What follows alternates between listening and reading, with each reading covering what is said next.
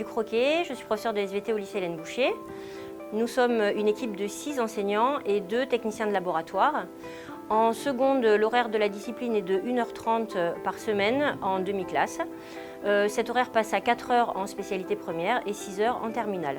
Ces horaires d'enseignement plus conséquents permettent aux élèves d'acquérir une vraie connaissance scientifique, que ce soit au niveau des acquis ou au niveau des capacités pratiques, parce que les SVT sont solidement ancrés dans le réel. Les thèmes abordés en première spécialité sont la Terre, la vie, l'organisation du vivant, où nous étudions la génétique, la géologie et aussi l'évolution humaine. Le deuxième thème, les enjeux contemporains de la planète, permettent aux élèves d'être sensibilisés à l'écologie et d'être formés en tant que citoyens responsables. Et le troisième thème, corps humain et santé, permet d'aborder des enjeux de société comme par exemple l'immunologie, les maladies génétiques, la résistance aux bactéries.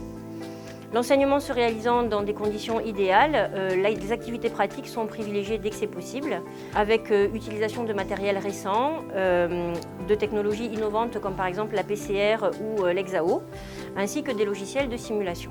Bonjour, donc moi c'est Madame Jangou, j'enseigne la SVT au lycée Hélène Boucher. Donc à travers la spécialité SVT, les élèves vont pouvoir acquérir une solide formation méthodologique.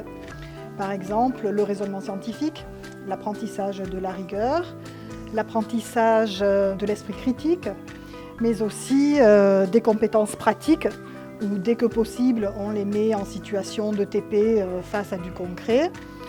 On travaille également avec eux beaucoup l'oral pour les préparer au bac, mais également le travail en groupe, la formation citoyenne où on insiste sur tout ce qui est les enjeux énergétiques et la santé. Un élève sérieux verra son travail récompensé parce qu'au baccalauréat, il y a 2 exercices, dont un qui est un exercice de restitution de connaissances, qui compte pour quasiment la moitié de la note. De plus, sur la totalité de la note à l'écrit, il y a 5 points qui concernent l'évaluation des capacités expérimentales, donc qui permet de valoriser les compétences pratiques acquises pendant le cycle terminal. Pour le grand oral, les élèves doivent choisir un sujet qui s'appuie sur leur spécialité, et s'ils ont choisi la spécialité SVT, ils auront accès à de nombreux sujets d'actualité. 2 sections européennes existent au lycée, dans lesquelles les SVT sont impliqués.